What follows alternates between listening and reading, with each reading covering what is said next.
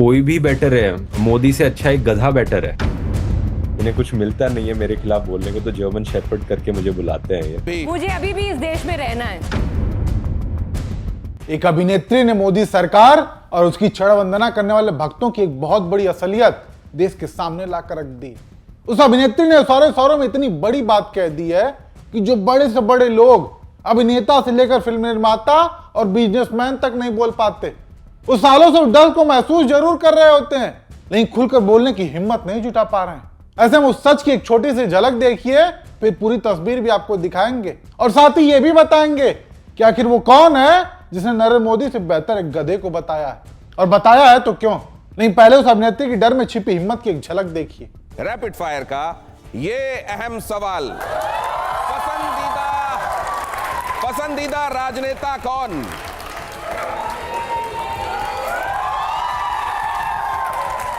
और बहुत स्पष्ट रूप से यहां पर भी मुझे अभी भी इस देश में रहना है। सुना आपने, मुझे अभी भी इस देश में रहना है। इन शब्दों के मायने समझते हैं आप? खैर, पहले इनका परिचय जान लीजिए। ये अभिनेत्री हैं तापसी पन्नू। अपने फिल्म के प्रमोशन के दौरान एक टीवी प्रोग्राम में पहुंची थी, जहां इनसे एंकर ने दो विकल्प दिखाकर पूछा कि इनमें से आपका पसंदीदा राजनेता कौन है। और वो दो विकल्प थे, पहले नरेंद्र मोदी और दूसरे राहुल गांधी। ऐसे में तापसी पन्नू ने चुना नरेंद्र मोदी, लेकिन नरेंद्र मोदी को चुनने के बाद जो वजह उन्होंने बताई वो चर्चा का विषय बना हुआ है। रैपिड फायर का ये अहम सवाल, पसंदीदा राजनेता कौन?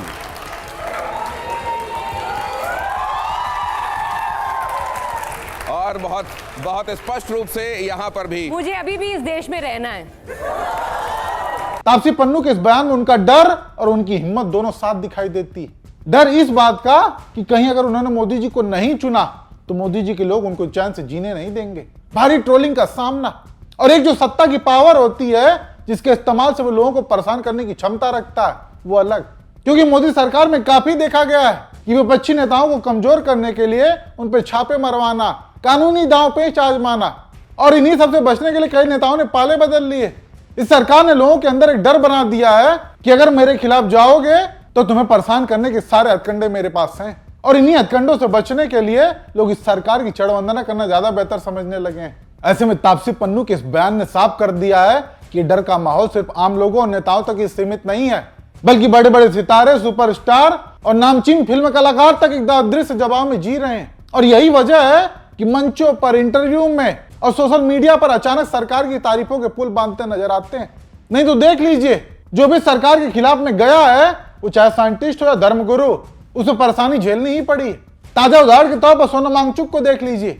देश के लिए क्या क्या नहीं किया उन्होंने, लेकिन दो शब्द सरकार के खिलाफ क्या बोल दिए, आज जेल में। और वही हाल पत्रकारों का, धर्मगुरुओं का भी है। शंकराचार्य के साथ अभी जो हुआ वो सबने देखा। ऐसे में लोग सरकार से उलझने के बजाय सरकार की तारीफ करना ज्यादा बेहतर समझने लगे हैं, क्योंकि अगर सरकार के साथ आप हो तो आपको 7 गुण माफ है। और इसके उदाहरण के तौर पर आप बजरंग दल को साफ देख सकते हैं। खैर, इन्हीं सब के बीच एक और बयान बहुत चर्चा में है, जहां यूट्यूबर ध्रुव राठी ने मोदी सरकार से बेहतर एक गधे को बताया। मोदी नहीं तो और कोई तो है ही नहीं ऑप्शन, उसको कैसे उसको क्या यही कहता था कि इतनी बुरी हालत कोई भी और सरकार नहीं कर रही है। कोई भी बेटर है, मोदी से अच्छा एक गधा बेटर है, एक एक्चुअल डोंकी, क्योंकि वो कुछ नहीं करेगा वहां पे बैठ के, और कुछ ना करना इस तरीके से देश को डिस्ट्रॉय करने से बेटर है। सुना आपने, सवाल था कि मोदी नहीं तो फिर कौन। ऐसे में ध्रुव राठी का जवाब था कि मोदी से बेहतर एक गधा है, क्योंकि सरकार जितना गलत कर रही है उतना गलत कभी नहीं हुआ। ऐसे में मोदी सरकार से बेहतर कोई भी हो सकता है, एक गधा भी बेहतर है इनसे। कम से कम वो कुछ करेगा तो नहीं, और ना करना ही इतना गलत करने से ज्यादा बेहतर।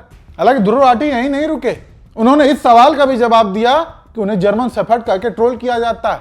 इस पर उनका क्या मानना है? इन्हें कुछ मिलता नहीं है मेरे खिलाफ बोलने को, तो जर्मन शेपर्ड करके मुझे बुलाते हैं ये। सबसे ज्यादा अगर कोई डिजर्व करता है वो फ्रेज, तो आरएसएस वाले लोग हैं, क्योंकि आरएसएस की पूरी ऑर्गेनाइजेशन जर्मन्स और इटालियन से इतना ज्यादा इंस्पायर्ड है कि अब यकीन नहीं करोगे।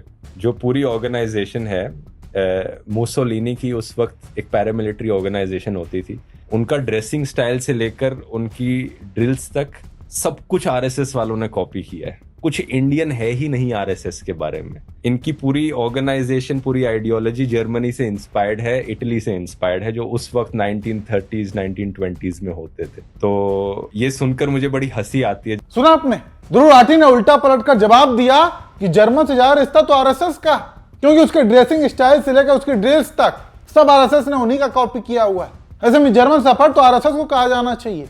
खैर, अगर मोदी सरकार को लेकर ध्रुव राठी के बयान और तापसी पन्नू के बयानों को जोड़कर देखें तो एक चीज वाकई कॉमन लगती है, और वो ये कि तापसी पन्नू को अभी भी इस देश में रहना है, इसलिए उन्होंने डर के मारे नरेंद्र मोदी को चुन तो लिया, लेकिन वो इशारों में ये भी बता गई कि मैंने बस डर के मारे मोदी जी को चुना।